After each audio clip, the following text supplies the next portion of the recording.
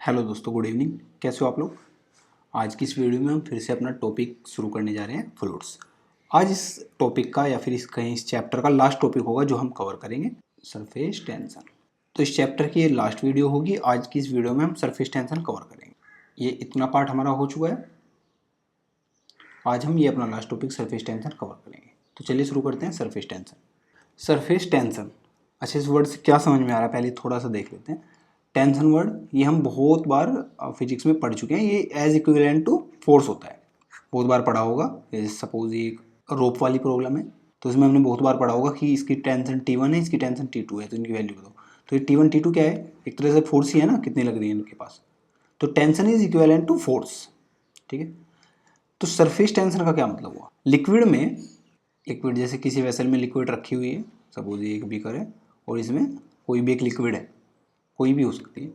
तो इस सारी वॉल्यूम का एक सरफेस होगा, ये होगा अपर सरफेस, यानी कि वो पोर्शन जहाँ से एक साइड अगर नीचे जाएंगे तो वो लिक्विड है बट दूसरी साइड एयर है, यानी कि ओपन टू एयर है।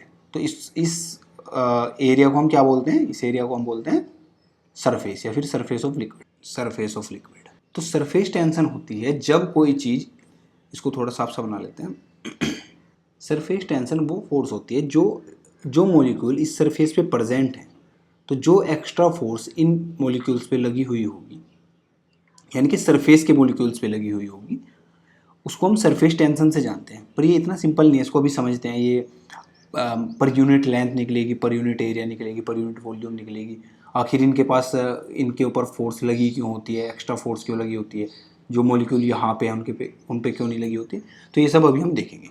तो अभी शुरू करते हैं अपना टॉपिक सरफेस टेंशन। तो जब हमारे पास एक लिक्विड होती है, दोबारा से एक बीकर ले लेते हैं और ये सरफेस है, ठीक है। अब सपोज करिए ये जो लिक्विड है इसमें मॉलिक्यूल्स हो गए। सपोज यहाँ पे एक मॉलिक्यूल है, तो जब बहुत सारे मॉलिक्यूल होते हैं तो उन पे फोर्स ऑफ अट्रैक्शन होती है। तो ये अट्रैक्ट होगा किसी दूसरे मॉलिक्यूल से, इस साइड में, इस साइड में भी, इस साइड में भी, इस साइड में भी। तो सभी साइडों से अट्रैक्शन होगा और जिसकी वजह से क्या होगा, नेट रिजल्टेंट फोर्स जीरो होगी। इस मॉलिक्यूल की नेट फोर्स जीरो होगी, यानी कि हर तरफ बराबर फोर्स लगी हुई होगी। इसीलिए ये मॉलिक्यूल क्या है, स्टेबल भी है। बट जो सरफेस पे मॉलिक्यूल प्रेजेंट होगा, सपोज ये एक सरफेस, ये सरफेस है और यहाँ पे ये मॉलिक्यूल प्रेजेंट है, ठीक है। तो इसमें क्या हो रहा होगा कि इस साइड तो अट्रैक्शन होगी, यानी कि टुवर्ड द लिक्विड। बट ये तो एयर है ना, ये क्या है, एयर है। तो यहाँ पे तो कोई अट्रैक्शन नहीं है, तो यानी कि ये मॉलिक्यूल स्टेबल नहीं है, इस पर फोर्स बैलेंस नहीं है, नेट फोर्स जीरो नहीं है। ये क्या है, अनस्टेबल है, अनस्टेबल। तो अब हमें पता है कोई भी मॉलिक्यूल या कोई भी पार्टिकल, कोई भी ऑब्जेक्ट स्टेबल कब होता है, जब एनर्जी हाई होगी कि लो, जब एनर्जी लो होगी तो चीज़ें स्टेबल होंगी, और जब एनर्जी हाई होगी, जब एनर्जी हाई होगी तो कोई भी चीज़ अनस्टेबल रहेगी, अनस्टेबल। तो यहाँ पर ये मॉलिक्यूल अनस्टेबल है, जो हमने देखा ये वाला मॉलिक्यूल अनस्टेबल है, या फिर कहीं सरफेस के मॉलिक्यूल अनस्टेबल हैं। तो इनके पास क्या है, हाई एनर्जी, यानी कि इनके पास इससे ज़्यादा एनर्जी है, यानी कि कुछ एडिशनल एनर्जी है, एडिशनल एनर्जी, एडिशनल एनर्जी। और इस एडिशनल एनर्जी को ही हम क्या बोलते हैं, सरफेस एनर्जी। जैसे टर्म हमने पढ़ा सरफेस टेंशन, ऐसी एक टर्म हो रहा है सरफेस एनर्जी। ये कौन सी होती है, ये अभी हमने देखा, और ये क्यों बनती है। तो सरफेस पे जो भी मॉलिक्यूल प्रेजेंट होंगे उनके पास एक एडिशनल एनर्जी होगी, जिसको सरफेस एनर्जी बोलते हैं। अब थोड़ा सा सरफेस एनर्जी को समझते हैं। सपोज ये दो डायग्राम है, ये हमारे पास फिल्म है। तो इस फिल्म में ये दोनों साइड से ओपन टू एयर है, इस साइड से भी और डाउन साइड से भी। तो इसमें क्या होगा कि दोनों तरफ पार्टिकल अनस्टेबल है, ठीक है। और इसकी जो ये वाला पोर्शन है, जो इसकी ये वाली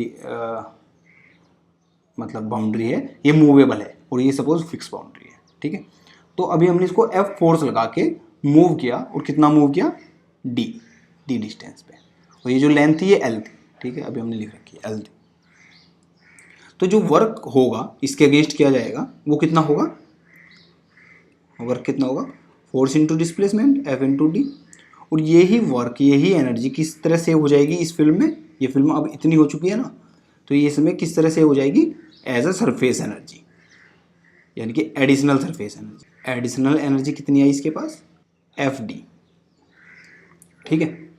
अब अगर हम ये माने कि इसमें जो पहले एनर्जी थी पर यूनिट एरिया, पहले भी एक सरफेस एनर्जी होगी ना भाई, ये सरफेस है, वो पर यूनिट एरिया एस थी। यहाँ पे लिख लेते हैं एनर्जी पर यूनिट एरिया कितनी थी, एस। ठीक है, तो टोटल एनर्जी कितनी होगी उसके पास, टोटल एनर्जी होगी S into area, S into A. अब एरिया कितना है इस फिल्म का, इस फिल्म का एरिया कितना है, ये जो एडिशनल एक्स्ट्रा ऐड हुई, ये एल है ये डी है, तो एरिया कितना हुआ, area equal to D into L. But ये दोनों साइड से ओपन टू एयर है, तो टोटल एरिया कितना होगा, 2dl। क्या होगा, 2dl, ए टी लिख देते हैं टोटल एरिया। तो यहाँ से टोटल एनर्जी जो एडिशनल एनर्जी हुई, सॉरी इसको एडिशनल एनर्जी लिख लेते हैं, एडिशनल एनर्जी वो कितनी हुई, एस, और एरिया कितना हुआ 2dl। ठीक है, ये एक्स्ट्रा एनर्जी हुई। ठीक है, और अभी हमने देखा कि एक्स्ट्रा एनर्जी कितनी है, एफ डी, यानी कि 2SDL इक्विवेलेंट टू किसके हुआ, एफ डॉट डी या फिर एफ डी।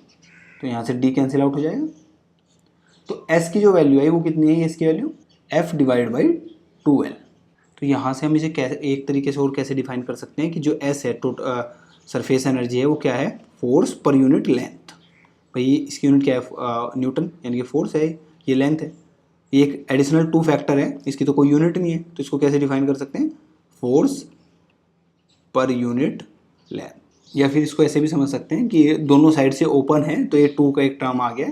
अगर ये सपोज वन साइड से होता तो यहाँ पे ऑटोमेटिकली ये जो एरिया है डी एल बनता है, ये 2 फैक्टर नहीं आता और एस क्या हो जाता है, एफ बाई एल, तो फोर्स पर यूनिट लेंथ हो जाता कि दोनों साइड सरफेस ओपन है, तो फोर्स पर यूनिट लेंथ ये 2 फैक्टर उसको जस्टिफाई कर रहे हैं। अब एक टर्म आता है जो हम लोग अक्सर कर देखते हैं, उसका नाम है angle of contact, angle of contact. अब इसमें क्या होता है, ये कैसे डिफाइन है कि जब भी कोई लिक्विड किसी सरफेस पे रखी होगी, जैसे ये सरफेस है और इसके कांटेक्ट में कोई भी लिक्विड होगी, अभी एग्जांपल के तौर पे एक स्पेरिकल शेप ले लेते हैं लिक्विड की, ऐसे ही रखी हुई है, तो जो कांटेक्ट से एंगल बनेगा इस तरह, जो ऐसे कांटेक्ट से एंगल बनेगा ऐसे, ये वाला जो ऐसे कांटेक्ट से एंगल बनेगा थीटा, ये क्या होगा, एंगल ऑफ कांटेक्ट। और ये क्या करता है, अगर एक डायग्राम और देखेंगे, सपोज ये जो ड्रेन ड्रॉप है या फिर लिक्विड ड्रॉप है, ये ऐसी होती है, तो ये एंगल कैसा बनता, अब ये एंगल ये बनता। तो ये जो थीटा एंगल होता है ये ही डिसाइड करता है, इसकी वैल्यू डिसाइड करती है कि जो लिक्विड है वो उस सरफेस पे स्प्रेड होगी या फिर ड्रॉपलेट बनाएगी। जैसे कि वाटर ड्रॉप है, अगर वो किसी प्लास्टिक के प्लेन सरफेस पे गिरे तो वो ऐसे फैल जाती है, सपोज ये प्लास्टिक का सरफेस है तो इस पर वाटर ड्रॉप गिरी तो ऐसे फैल जाएगी। वहीं पे अगर वो जो ड्रॉपलेट है वो लोटस लीफ पे गिरे तो आपने देखा होगा वो ड्रॉपलेट ही बनी रहेगी।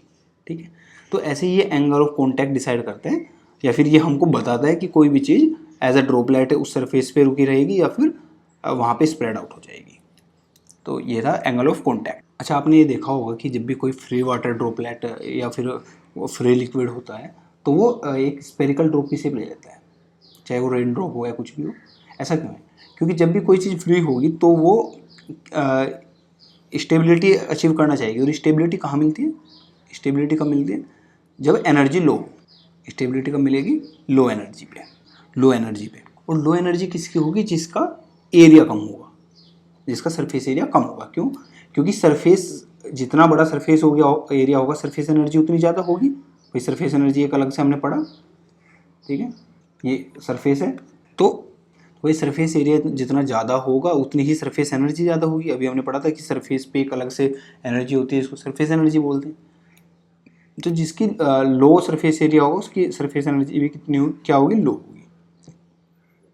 लो कहें या मिनिमम कहें या लेस कहें, less surface area less energy होगी तो क्या होगा, स्टेबिलिटी।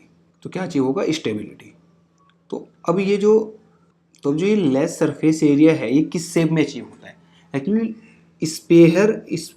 स्पेयर जो शेप है इसके पास ये एबिलिटी है कि इसका सरफेस एरिया सबसे कम होता है सेम वॉल्यूम की अनदर ऑब्जेक्ट के लिए, अनदर शेप्स के लिए। इस चीज़ को भी यहाँ पे हम ड्राइव या प्रूव नहीं करेंगे, बस इसको जानकारी के लिए रख लीजिए कि स्फीयर शेप का सरफेस एरिया सबसे कम होता है। ठीक है, एक इसका एक कंसिक्वेंस ये भी है कि जो ड्रॉपलेट बनती है, सपोज ये एक ड्रॉपलेट है और इसका जो प्रेशर है वो पी आई है, अंदर का, बाहर का पी ओ है। तो एक ये होता है कि इंटरनल प्रेशर जो है ज़्यादा होता है आउटर प्रेशर से। Internal pressure is more than the outer. अब यहाँ पे क्या होगा कि अगर सपोज करिए ये हमारा एक स्पेरिकल शेप का एक ड्रॉपलेट है और इसका रेडियस आर है और इसका जो रेडियस है वो डेल आर इंक्रीज कर गया है। ठीक है, तो इसमें एडिशनल सरफेस एनर्जी कितनी आएगी, इसको डेल ई लिख देते हैं, एडिशनल सरफेस एनर्जी। ठीक है, तो एडिशनल सरफेस एनर्जी कितनी आएगी भाई, एस क्या था, एनर्जी पर यूनिट एरिया, और यहाँ पे क्या लिख देंगे, L A, liquid air intersection है क्योंकि, multiply by area. Area increase कितना हुआ है, एरिया इंक्रीज हुआ है 4 pi R plus del R का whole square minus 4 pi R square. जब इसे सोल्व करेंगे तो डेल आर स्क्वायर को हम नेगलेक्ट कर देंगे, तो हमारे पास बचेगा डेल ई यानी कि additional energy equals to 8 pi are del R, del R into S L A. ठीक है, तो ये हमारे पे एडिशनल एनर्जी। अब हमें पता है जो प्रेशर डिफरेंस है दोनों में, इनर और आउटर में, वो कितना है, डेल पी कितना है, डेल पी है P I minus P O. Pressure difference की वजह से वर्क डन कितना हुआ, W equals to del P dot del V हो गया, del P dot del V. और डेल पी कितना है, P I minus P naught, और डेल वी कितना आया, यानी कि डिफरेंस इन वॉल्यूम, ये कितना आया 4 pi R square del are. ठीक है, इतनी तो वॉल्यूम बढ़ी, ये क्या है, इंक्रीज इन वॉल्यूम।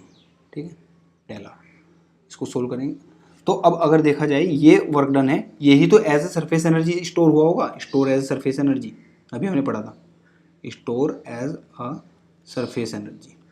और सरफेस एनर्जी कितनी है, अभी हमने देखी, सरफेस एनर्जी है एडिशनल सरफेस एनर्जी जो स्टोर हुई, वो कितनी है 8 pi are del are S L A. अब अगर इन दोनों को हम इक्वल रख दें, इसको और इसको, तो क्या मिलेगा हमें, P I minus P naught 4 pi R square del R equals to 8 pi are del are S L A. तो यहाँ से क्या होगा, 4 पाई से कैंसिल, 2 बचा, डेल आर से del R cancel, R square से आर कैंसिल। ठीक है, तो P I minus P naught equals to क्या आया, 2 S L A divide by R. ठीक है, अगर यहीं पे ये जो स्पेयर है ये लिक्विड स्पेयर ना होके कैविटी स्पेयर होता, यानी कि बबल होता, ऐसे बबल होता, एयर बबल होते हैं जिसमें बोथ साइड एयर हो, यहाँ पे भी एयर, यहाँ पे भी एयर, तो ये सेम फॉर्मूला क्या बन जाता फिर, P I minus P naught equals to 4 S L A by R. 4 क्यों आया, क्योंकि एक 2 का फैक्टर एडिशनल आ जाएगा क्योंकि सरफेस एरिया डबल हो जाएगा। तो ये था कि बबल्स और लिक्विड स्पेयर में प्रेशर डिफरेंस का एक्सप्रेशन हम कैसे दे सकते हैं। तो इस टॉपिक में दोस्तों इतना ही था, आगे के चैप्टर हम अगली वीडियो में जल्दी शुरू करेंगे। थैंक यू दोस्तों।